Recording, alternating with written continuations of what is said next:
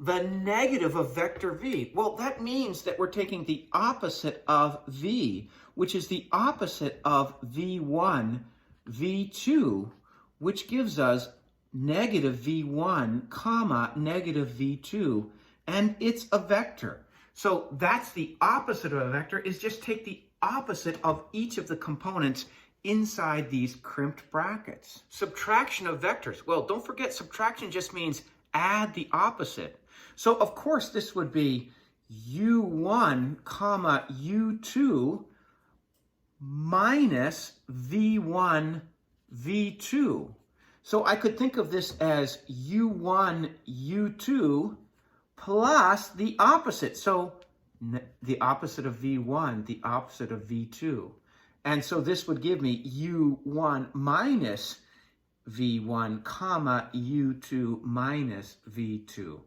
So I've essentially called this negative, this subtraction, a scalar multiplier of negative 1 on the outside. And then I'm literally using the definition that subtraction is adding the opposite. So I took the opposite of each of the components. And then I use vector addition.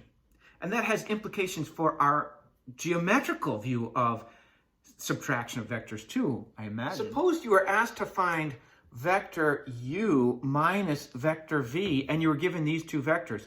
Of course, the first thing I'd want to do is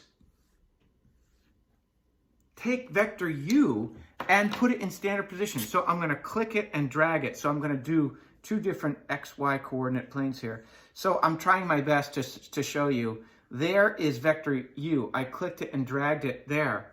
Notice what vector v is.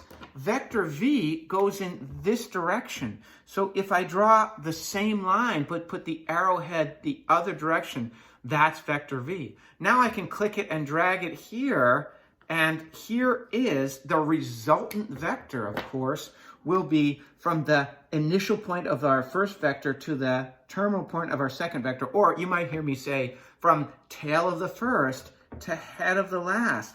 This is our resultant vector u plus the opposite of v, or you could say that's u minus v.